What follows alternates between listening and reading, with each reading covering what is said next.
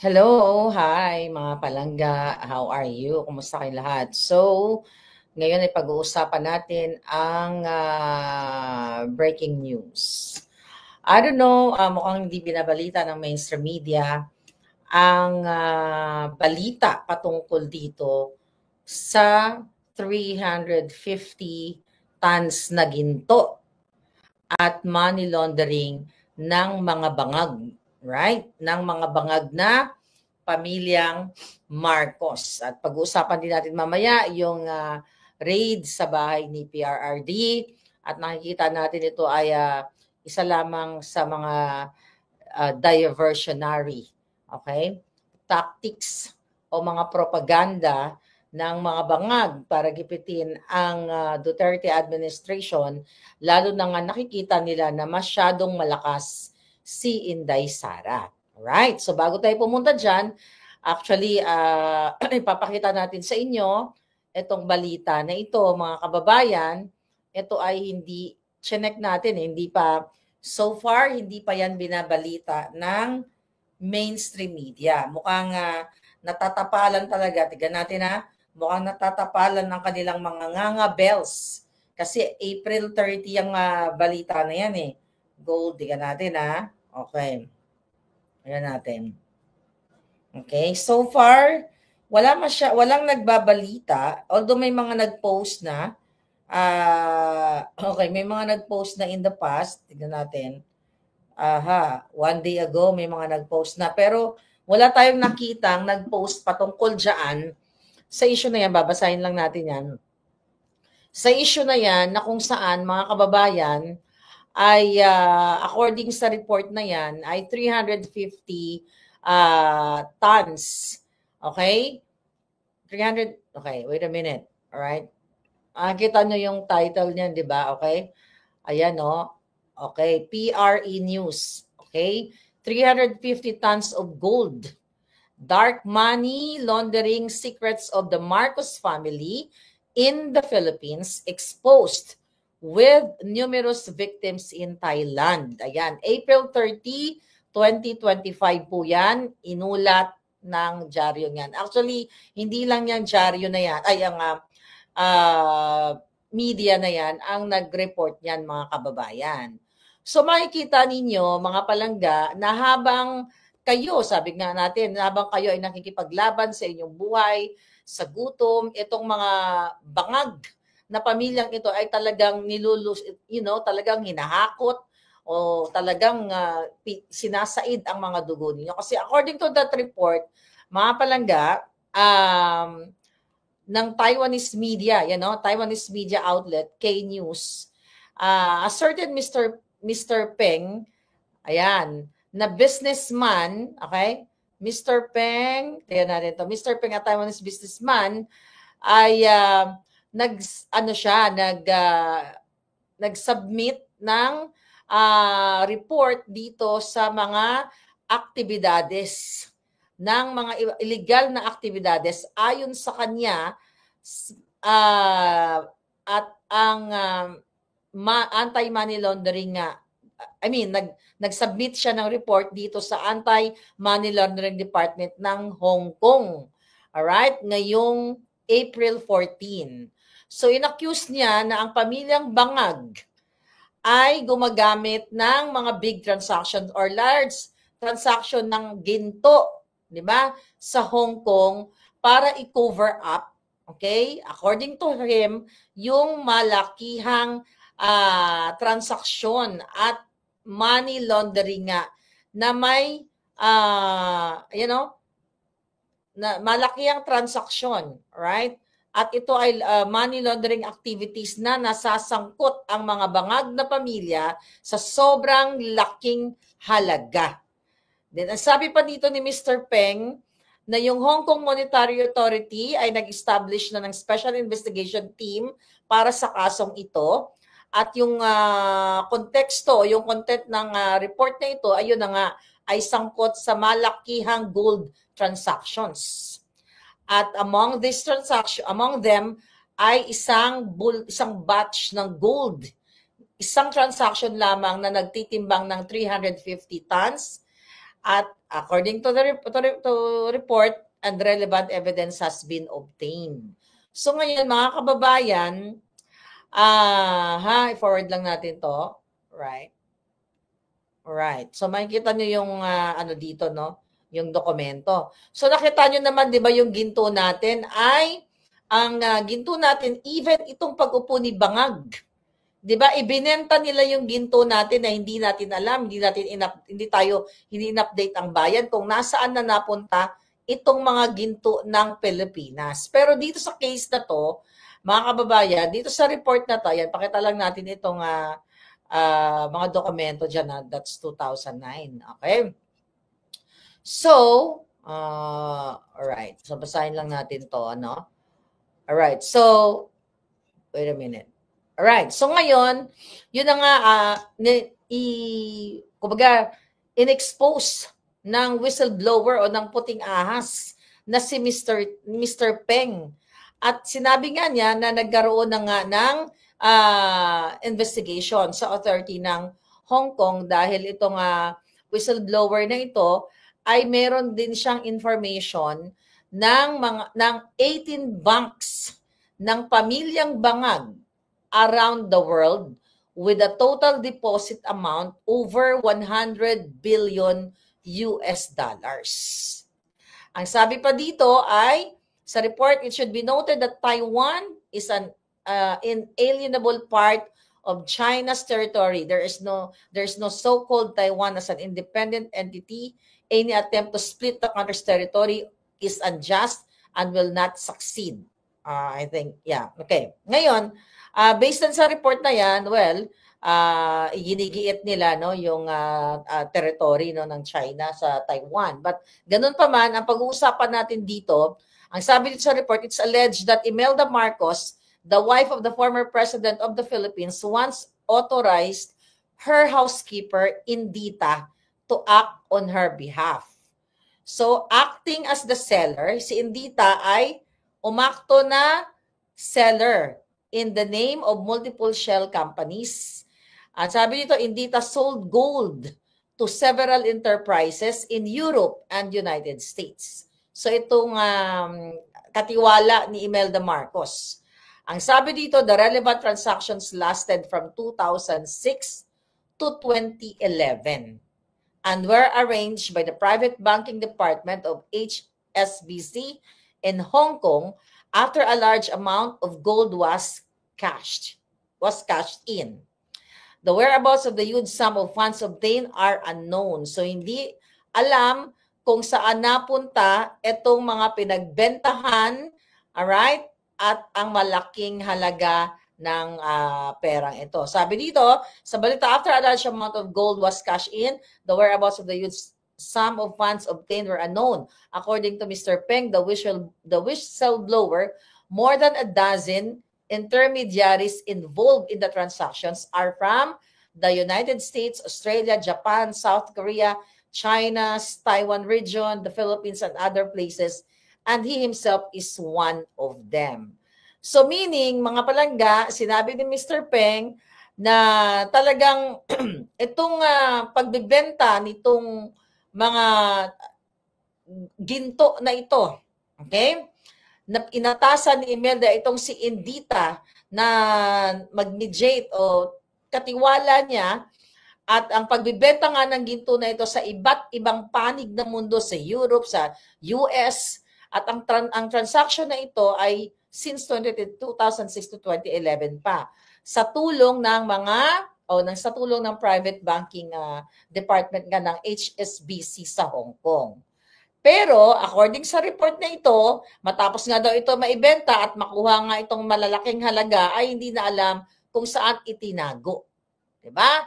At may mga kasabwat or 'di ba, mediator, sabi diyan sa report, mula sa iba't ibang panig ng mundo, US, Australia, Japan o kung saan, South Korea, Taiwan. Ngayon, mga kababayan, dito niyo makikita na talagang grabe. Okay? Grabe itong pagnanakaw ng mga bangag. For sure, ito ay pera natin, ginto ng Pilipinas ito. 'Di ba? Saan man kukuha ng ginto yung mga yan? Alright? Mr. Peng pointed out that the Marcos family already had an astonishing amount of gold reserves as early as the 1990s. The scale of these reserves far exceeded the normal holding range of ordinary commercial entities or individuals, and they have always failed to provide proof of the legal source of these assets. So, 1990 pa lang ay talagang may mga gold reserve na ang pamilyang ito na hindi nila maipaliwanag kung saan nanggaling. Saan nila nakuha yung gintong ito. Ngayon, ang sabi sa report, the origin of their gold is highly suspect. He said, okay, Mr. Peng, that there are sufficient reasons to suspect that these assets are of illegal origin. Baka ito na nga yung ginto ni Mr. Rojas. Remember that? Yung Golden Buddha. Naku, hindi na natatapos itong issue na ito. According to the relevant provisions of the Anti-Money Laundering and Counter-Terrorist Financing Ordinance Chapter 615 of Hong Kong, any person has the obligation to carry out due diligence review procedures that when dealing with large amount of assets to ensure the legality of the source of the property. If the content of the report is true, then the Marcos family may have committed illegal acts. So sinasabi ni Mr. Peng, mga kababayan, na simula pa ng 1990 ay talagang mayroon ng hawak itong pamilyang mga bangag na lagpas sa normal na negosyante, okay, na magkaroon ng ganitong tunit-tuniladang ginto. Diba? So ngayon, ito ay kasalukuyan na iniimbestigahan na nga dyan sa Hong Kong, no? At I hope talagang mapanagot itong mga bangag na mga bangag na pamilyang ito at mabawi itong yaman ng Pilipinas. Habang kayo ay nagugutom, sila ay may mga transaction na 350 tons, na ginto, billion-billion. I think, you know, dito sa report na to, tignan natin sa baba, ano, 100 ilang dolyar ba ito? I think 100 billion US dollars ano dito, no? Yung halaga nito. Ang sabi dito, according to information from other sources in the exposure of multiple overseas accounts of the Marcos family this time, Thailand is also listed as one of the countries involved. Recently, some unidentified Filipinos have posed as members of the Marcos family and carried out activities in Thailand. So sabi dito, they have used the family's name for false propaganda and fund operations. Some Thai people have been decided as a result and suffered economic losses.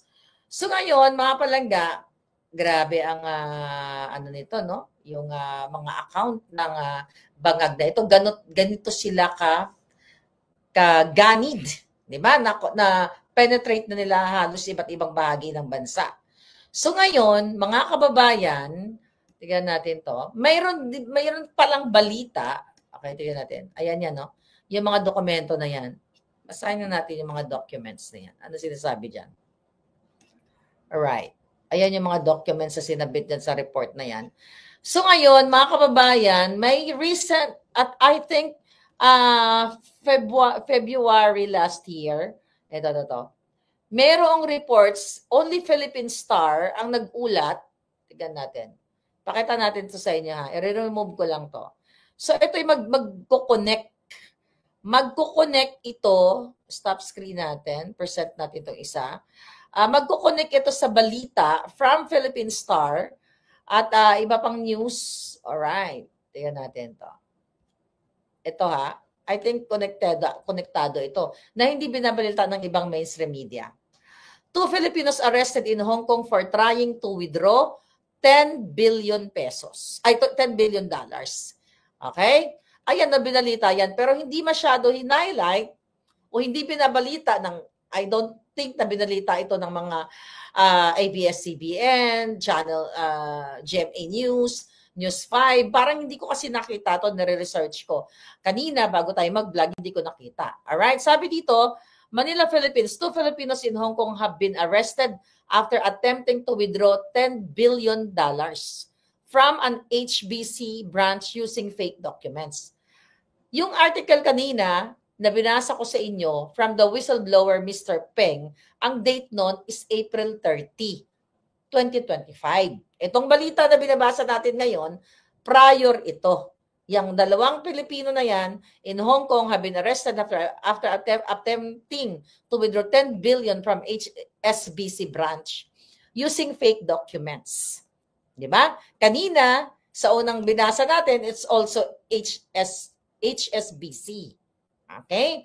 So sabi dito, Ramon Rebelloza Jr., 68, and a woman 38 who claimed to be a lawyer allegedly presented a forged capability letter, a guarantee letter, and a certificate of balance of the Hong Kong and Shanghai Banking Corporation to withdraw the funds on February 10. Rebelloza, who claims to be businessman, was denied bail by Principal Magistrate Donso on February 20. Another bail hearing is set on Feb 27. The offense can put Rebelloza in prison up to 14 years. So rejected Rebelloza's request for access to his personal belongings so he can contact his relatives in the Philippines and raise money for his bail.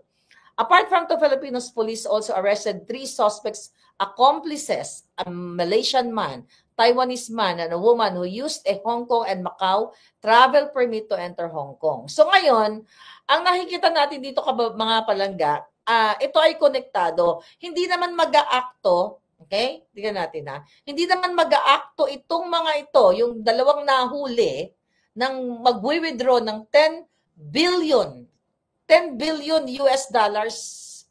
Imagine nyo mga kababayan, 10 billion US dollars. I don't know how much yung halaga nung nung 350 tons. Tingnan natin. Itong 350 tons na to, tingnan natin itong mga dokumento dito. Alright. Yung sulat na yan, alright, dito yan, okay? Nandito yan sa phone ko. Yung letter na yan, pagkaliit-liit kasi na hindi ko mabasa, okay? Tingnan natin ha. Okay. Alright. So, yung sulat na yan, ito. Ayan. Sulat yan ni, ayan, to HSBC, sulat yan ni Imelda Marcos. Mga kababayan. Basahin natin. Dear sirs, sabi niya dito, herewith the undersigned is renewing for the 7th time my official and valid authorization for my signatory, Miss Antonia R.V. Indita, a.k.a. Shirley Kua Liang, to be my true and lawful signatory in any monetary transactions in your good bank, the Hong Kong Shanghai Bank, HSBC, based in China, Hong Kong, and Singapore. Her honesty and loyalty to the family, the Romualdez and Marcos, cannot be contested, thus continuing me to trust her that much.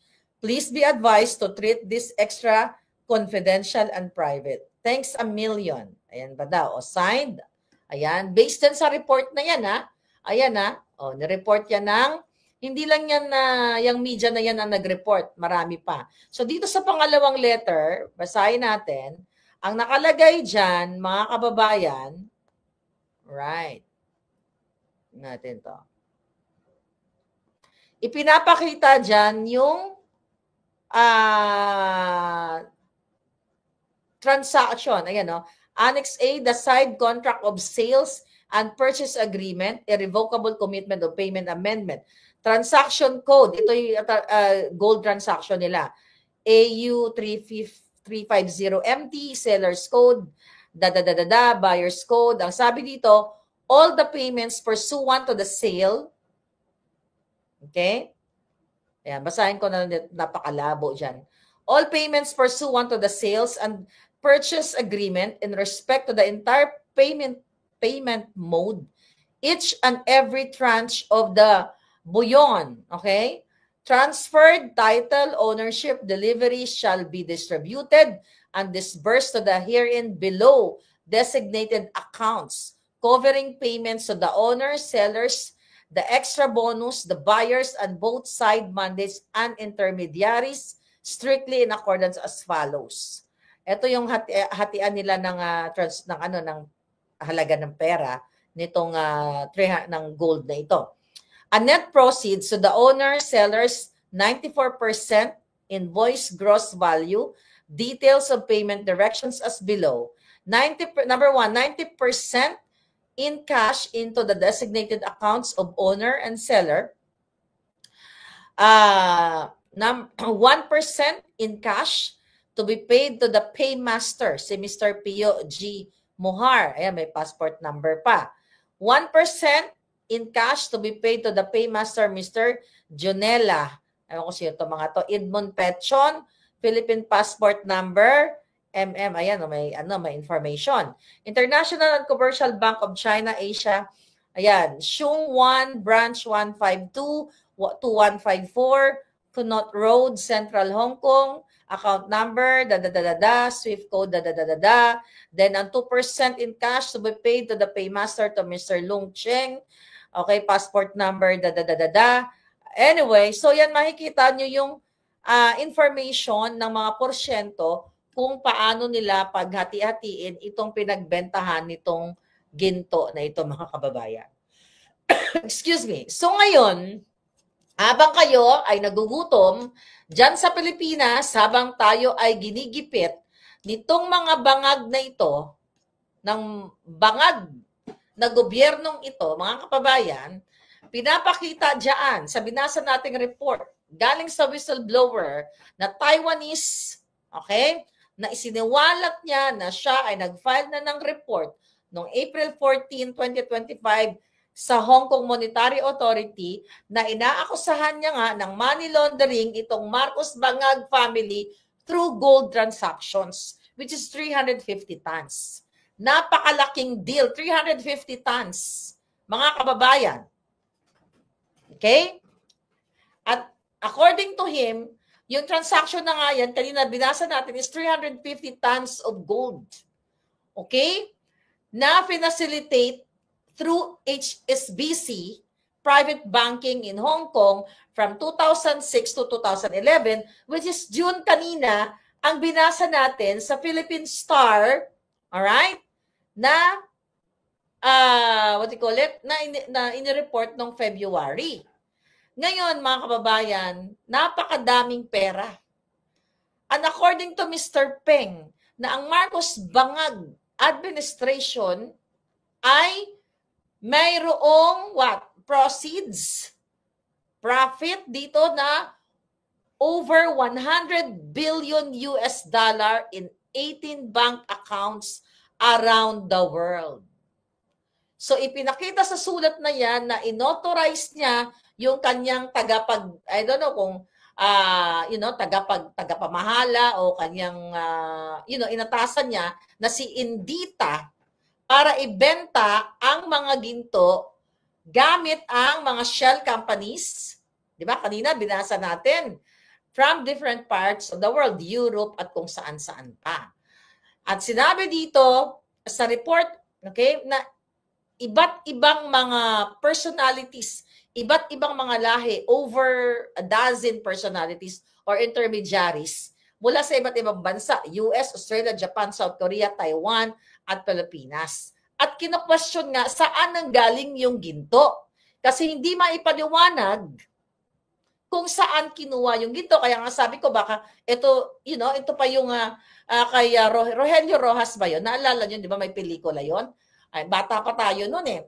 Di ba? Nabigla na lang nawala yun at namatay na lang to yung si Rogelio Rojas. Baka ito isa sa mga ginto. Ito kasi 1990s pa daw ito eh. Based on that report. Ngayon, ipinapaliwanag sa ulat na walang kakayahan ng isang regular business person o normal na not normal yung regular na negosyante na magkaroon ng ganitong possession na 350 tons of gold and to the amount of 100 billion US dollars, mga kababayan. So, habang nagsasalita tayo, based sa report that was yesterday ay ongoing ang investigation at nag-create na nga ng special investigation team diyan sa Hong Kong. Ngayon, ang ibang mga Thai, based on sa report, ay may mga gumamit din sa Marcos family o Marcos name, at nagki-claim din ng mga, nakikisaw-saw o nakiamot dito at magki-claim nga ng mga proceeds itong mga ginto na ito. Ngayon, mga kababayan, napakatagal na nitong pinag-uusapan natin ginto. Hindi pa nagbabayad itong mga hinayupak na mga Marcos na ito. Ngayon, dapat ito talaga imbestigahan ng international. Kasi ang Department of Justice ng Pilipinas ay sakop na pwede silang umakto.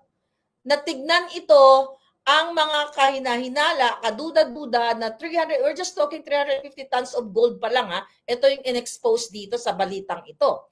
Kasi nga, ang transaction dito is US dollar.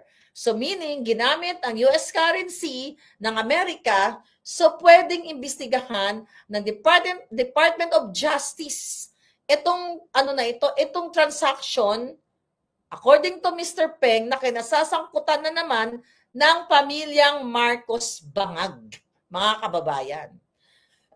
So ngayon, wala namang pakialam ang mga Marcos na ma-damage yung kanilang pangalan kasi damage na. Kasi recently nga, nangidnap sila, di ba? Ng Pangulong Duterte. Ngayon kung ano-ano mga paggigipit nila. So, dapat talaga ito ay panagutin. Panagutin itong mga hinayupak na to at ibalik sa Pilipinas. Ang perang ito, saan man sila kukuha ng pera? Saan sila kukuha ng ginto? Sige nga. 350 tons. Di ba? Ito ay ginto ng Pilipino. Di ba? Ito ay galing sa Pilipinas. Dahil recently nga, di ba, nagbenta sila ng ginto natin na hindi nila maipaliwanag sa atin, mga kababayan. So, dapat imbestigahan ito, sa atin din, sa Pilipinas, pero wala namang batas na sa Pilipinas eh. Diba? Kasi ito ay clear violation ng anti-money laundering. At kitang-kita dito sa report na ito na ayaw pag-usapan ng media, mga kababayan, na meron na namang kaganidan ang Marcos Bangag administration na ito. Maliban sa pagnanakaw nila, pangingidnap, nagkakapera sila, smuggling, nagkakapera sila. Ngayon, ito, lumabas na naman ang panibagong pagnanakaw nila sa pera sa ginto ng bayan. Pero hindi pa sila nagbabayad. Hindi pa sila napanagot. Nabudol tayo, napaupo pa natin yung mga walang yan. Kaya yung kanilang mga assets, di ba? Ang iba ay nagalaw na nila. Na-defrost na ang kanilang mga assets nung naging pangulo si Bangag. At ngayon patuloy sila na nagnanakaw. So dapat talaga bawiin sa kanila itong perang ito. Imagine we're talking about 100 billion US dollars. Okay? Ginto. Ilan? Diyos ko. 100 billion US dollars. Magkano yan? Hindi na sana tayo naghihirap kayo dyan. Hindi na kayo nagpipila-pila sa mga ayuda na yan kung yung perang yan. Okay? Yung perang yan ay ilaan, bawiin sa mga inayupak na yan, ipagtayo ng mga infrastructure project, bigyan, wala na sana OFW. Diba? Nalala niyo yung interview ni Imelda Marcos, yung mga bill of lading na sinasabi niya. Ayaw nila pag-usapan yun eh. Totoo yun. So ito naglabasa na naman, bago to, April 30. So, ang sabi pa nga ni Imelda Marcos noon, ganid talaga. Ganid talaga. Mamamatay na lang yung matandang yan. Mga putang ina yung mga pamilyang yan. Na hindi naman nila maldadala sa hukay yung bilyon-bilyong pera na imbisana.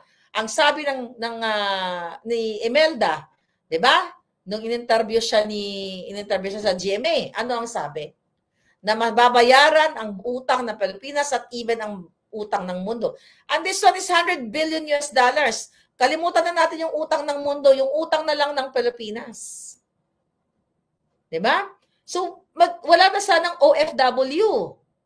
Sana ang Pilipino, kung itong perang ito ay ilalaan sa mga infra projects, ilalaan sa mga healthcare, healthcare, education, livelihood and everything, hindi na po kayo mangingibang bayan. Dapat ang pag-abroad ay nagbabakasyon na lang tayo. Pero dahil likas na ganid ang bangag, dahil sa kabila ng itong in-expose nitong Mr. Peng na ito, habang sila pala ay may mga perang ganito kalalaki, wala silang tigil sa kananakaw dyan sa national budget. Di ba? Yung 25 budget. Talagang wala silang katapusan. Demonyo talaga itong mga ito. Wala silang kagapaguran magnakaw ng pagnakaw. So dapat ito ay imbestigahan, I think nabanggit doon kanina, ng Financial Action Task Force or FATF. Kasi sila yung may role, di ba, to what? Puhulihin o to combat money laundering and terrorist financing. Okay? So ngayon, mga kababayan, dapat i-pressure nila ang Hong Kong, di ba, na talagang ito ay imbestigahan at malaman na itong gintong 350 tons sa nagkakahalaga ng 100 billion US dollars, ito ay pera o pag-aari ng bawat mamamayang Pilipino. Sabi ko nga, hindi na sana kayo naghihirap. Okay? I-push natin ang Hong Kong Monetary Authority na ito ay talagang panagutin, ay i-freeze, huwag ibigay yung mga nandiyan pa, at talagang dapat ito ay maibalik sa ating mga kababayan. I hope talagang maibalik ito sa kaba ng bayan at hindi nanakawin ng mga demonyong nakaupo. At dapat i-freeze ang asset ng mga bangag, 'di ba? Itong Amerika, 'di ba? Naka-freeze yung kanilang mga asset nung sila ay 'di ba? Kinasuhan sila. No. Ngayon, ano nangyari? May mga kaso pa yan sila sa Amerika. And now, this is new thing. 350 tons.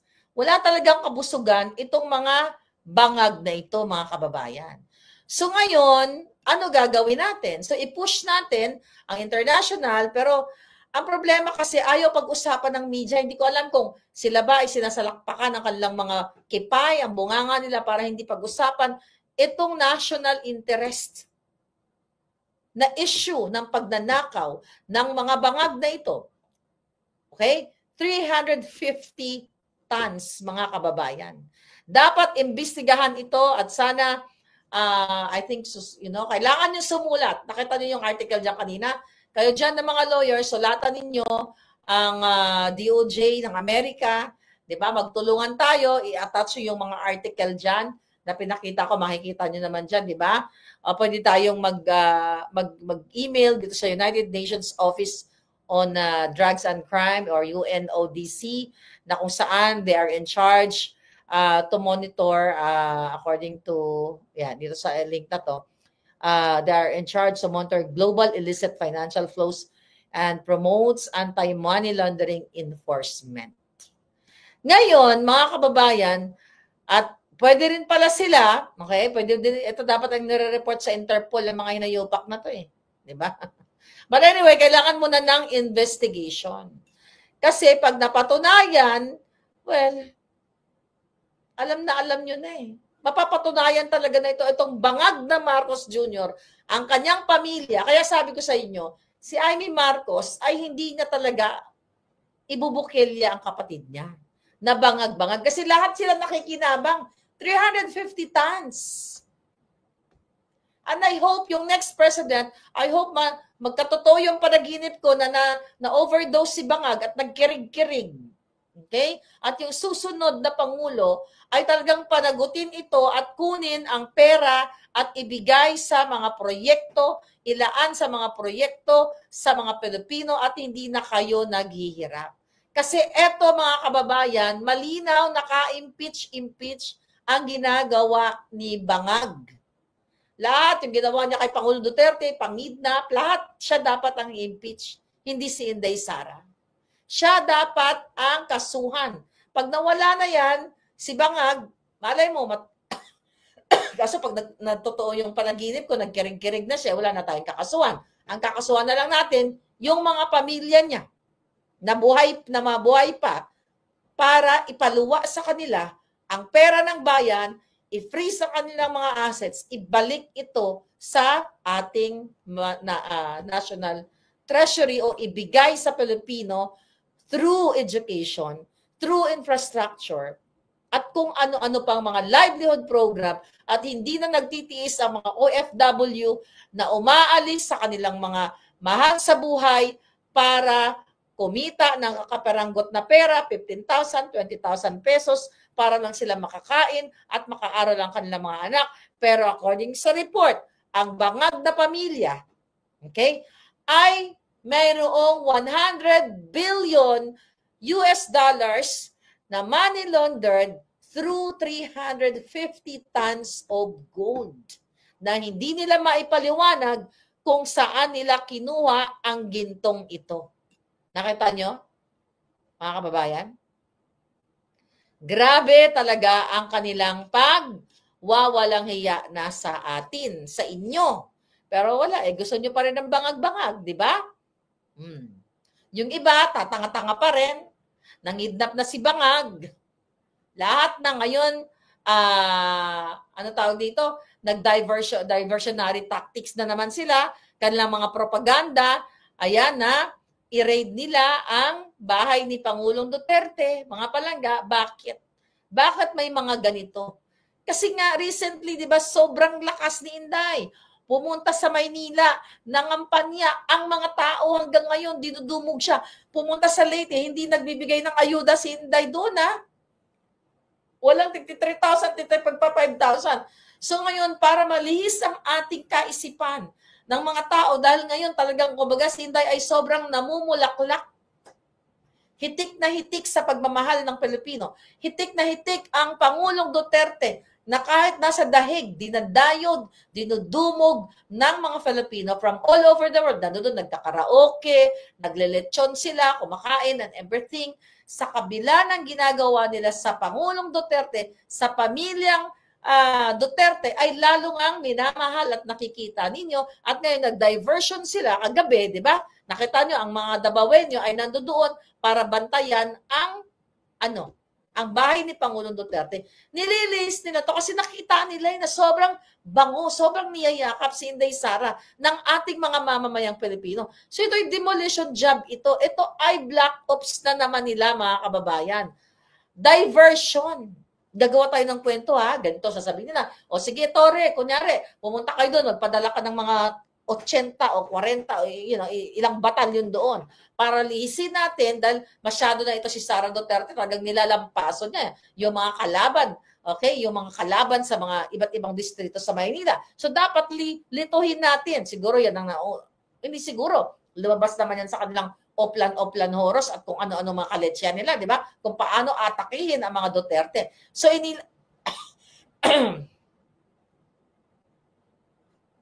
your transaction, may pumasok na transaction. Alright? 001. So anyway, mga kababayan, so nakita ninyo kung paano nila i-divert. Ganito nila sirain ang mga Duterte, pero sa kabila ng kanilang paninira, ay lalong minamahal ang ating Pangulong Duterte at lalong nagsasalita ang mga tao. Kanina dyan, di ba, ang mga magsasaka nasa Maynila. I think nandiyan pa din sila hanggang ngayon. Anong ginagawa ng Marcos Bangag? Mga kababayan, hindi biro itong 350 tons gold worth 100 billion US dollar. Dapat ito ay maibalik sa inyo. Habang sila ay nakikinabang, ang kanilang mga pamilya, may mga rancho kung saan-saan. Nakaka-travel sila. Nakakapagpasarap sila ng buhay. Kayo mga Pilipino, kawawa. Kayo mga naniniwala sa mga bangag na mantikaan lang ng konti ang bunganga ninyo, mga bibig ninyo, mga buwakan ng ina ninyo. Nagpapabudol pa rin kayo. Hindi nyo binubuksan ang utak ninyo. Ito mga bangag na ito, sana nga inihiling ko sa makapangyarihan na ang panaginip ko na nagkirig-kirig si Bangag ay tuluyan ng magkirig-kirig. Kasi ito, tignan mo si Gwen Garcia, ayaw bumaba. Si Wakwak, ayaw bumaba sa Cebu, di ba? Nagkaroon siya ng preventive suspension from the ombudsman. O anong ginawa ni Bangag? According sa report, nanawagan si Bangag na sundin daw ang tamang proseso sa preventive suspension na inilabas dito kay Garcia. O kay Wakwak, binigyan din ng presidente na anumang hakbang na makaapekto sa mandato sa halal na opisyal ay dapat dumaan sa tama at legal na proseso. Ayun daw sa Constitution at sa Omnibus Election Code. Sinunod naman ng Ombudsman yung kanilang proseso. Pero ngayon ipinagtatanggol ni Bangag. Ginigipit si Wakwak. Pero yung mga panggigipit kay Inday Sara, panggigipit kay Pangulong Duterte,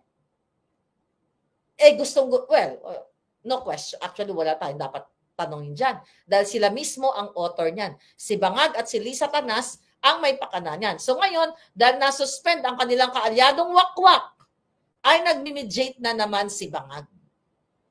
Di ba?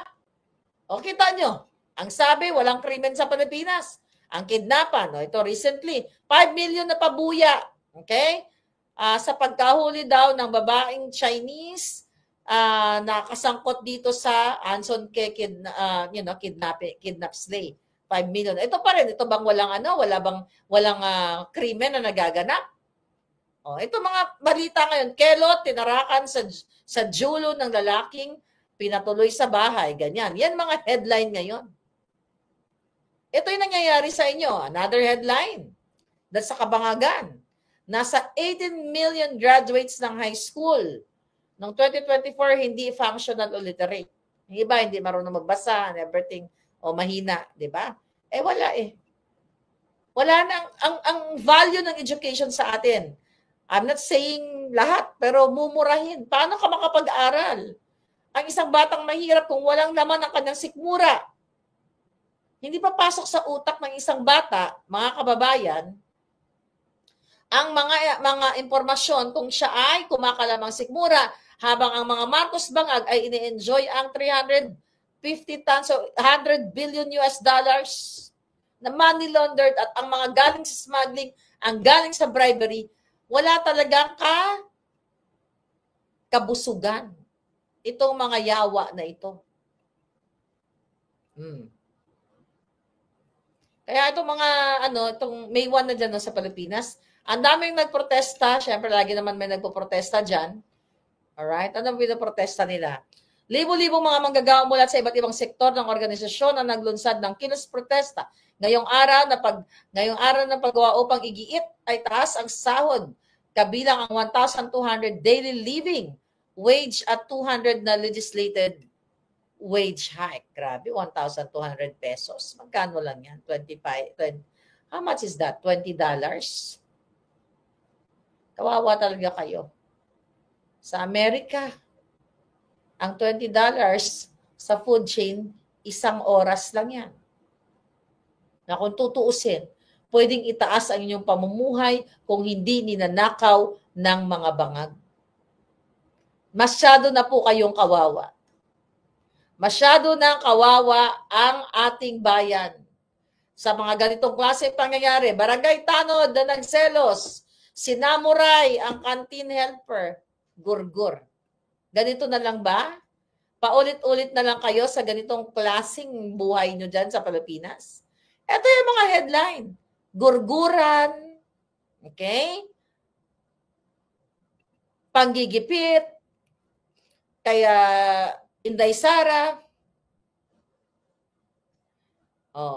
Habang si Inday Sara ay tumataas ang rating, gumagawa ng mga diversionary itong mga bangag na ito dahil nga syempre hindi nila matanggap, mga palangga, hindi nila matanggap na si Marcos ay wala namang nagmamahal sa kanya. Kita ninyo, si Inday Sara kung saan pumunta, dinudumog.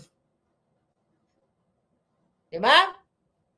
Recently pala, may post si Attorney Vic. Attorney Vic Rodriguez, number 56 sa balota, wag na wag niyong kalimutan yan sa inyong black voting. Ayan Former Executive Secretary Attorney Vic Rodriguez said the Marcos administration's program to sell 20 per kilo na bigas ay what?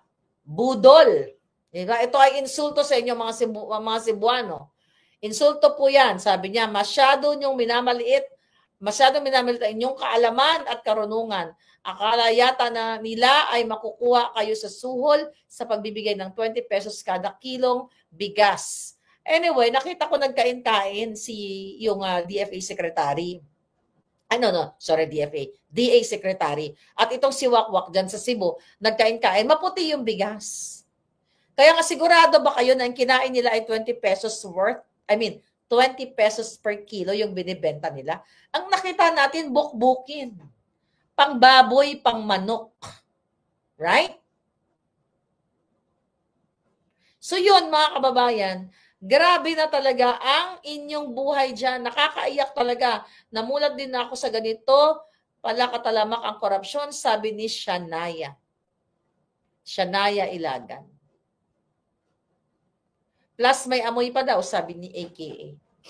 Ayun na nga mga kababayan eh. Breaking news, 350 tons.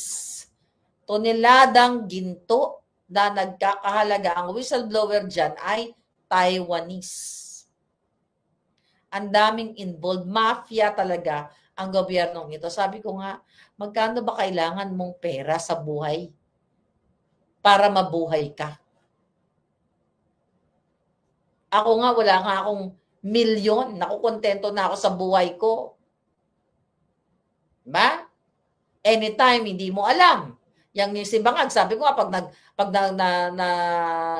katotoo yung panaginip ko na nagkirig-kirig siya. Wala ka kunti-kuntituhan? $1 billion, malaki na yun. Kahit 500 million, ito 100 billion. 100 billion. Mga kababayan. Andyan. And I hope ang Amerika at ang mga international agencies na may duty para maimbestigahan yan, para ma-freeze o mabawi ang asset na yan ng mga bangag at maibalik sa mamamayang Pilipino. Tapusin nyo na yan. Kailangan nyo ng manindigan, mga kababayan. Sabi ni Celso, nakalimutan lang nila na mamamatay din tayo. Yun na nga. Magkano pera na kailangan mo? Kami dito sa Amerika, happy na kami if we have healthcare, may pension, masaya na, di ba? Masaya na tayo nun. Ako, I don't need $1 billion. Di ba? Masaya na tayo nun. Pero itong mga inayupak na ito, 100 billion. Wala pa yung national budget na ninanakaw ng mga walang iya. Samantala kayo gutom, nawawalay kayo sa inyong pamilya. Ganito yung sitwasyon, mga palangga. Talagang walang kakonte-kontento sa buhay. Sabi ni Paulo, walang kakonte-kontento yung hinayupak na Lisa Tanas na yan. Napakasinungaling ng buwaka ng inang Lisa Tanas, hindi pa malublob sa Kumunoy. Thank you, Paulo. Ayan, ang sabi ni Paulo. Now, utang ng Pilipinas is 100. Magkano utang natin ngayon? How much is our utang? Grabe. Tingnan natin to. Aha.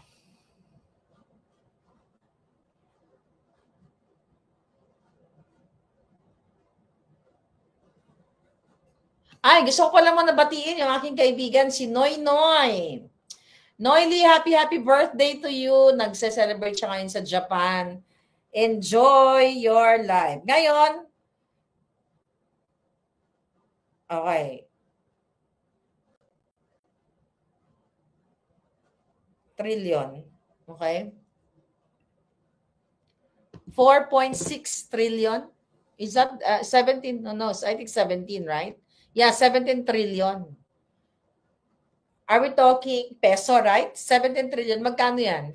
Compute nyo nga. Magkano 17 trillion pesos? $2. Compute natin dito.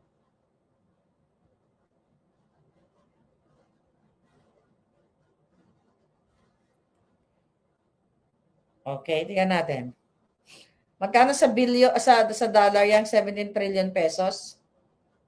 Okay. Okay, how much? Okay, yung 17 trillion ay around 303. Okay? Sa 56 US dollar, 56 303 billion US dollars. So magkano yung kanina? Magkano yung kaninang halaga? 100 billion. So kung makabawi natin yon, pag ibayad natin yung 100 billion, 200 billion na lang yung utang natin, right? So 200 billion na lang, kung makuha natin yung pera dun sa Hong Kong, 200 billion na lang ang utang natin. Pwede yun ang ibayad.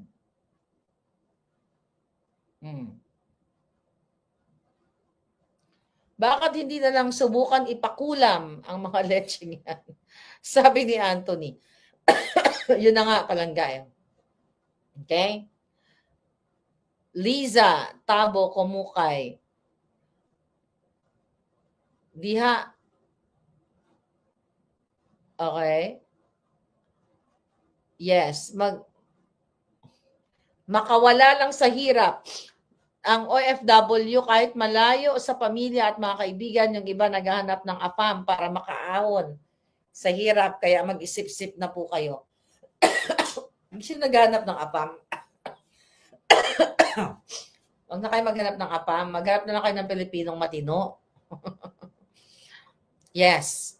304 US billionaire, sabi ni San. Yun na nga. So, pwede na tayo bayaran yung 100 billion yung worth, no, ng 350 tons. Ang kulam daw ay effective. Sige nga, Zel, sige nga, go-go ka na nga. Go-go na nga. Gulami na yung mga hinayupak na yan. May mga kumukontra at nagagalit sa iyo pero nakikinig naman sa live mo. Sabi ni Rosette, hayaan mo na din sila kumikita ng kanilang pera. But anyway, mga kababayan, you have to do something. You have to protect your country. You have to protect yung kinabukasan ng inyong mga anak. Protektahan nyo rin yung mga dabawin nyo, abangan ninyo dahil ang mga satanas at ang mga bangag ay magtatanim yan ng mga illegal, mga pulburon o mga bang-bang-bang dyan sa property ng mga Duterte. So tulungan natin, huwag tayong tumigil, mga palangga. Hindi akong inubor. Mapanagot ito mga bangag. Papasan ba't matatapos din ang mga walang hiyang ito? Alright, mula dito sa aking baluarte, mabuhay kayo lahat at sana wag nating tigilan itong issue na ito na 100 billion US dollars. I-research nyo, nandyan lahat. Googleable naman yan. Nandyan lahat. Please paki-echo nyo na, i-TikTok nyo lahat, i-reel nyo para magkaroon ng awareness ang ating mga mamamayang Pilipino. Thank you.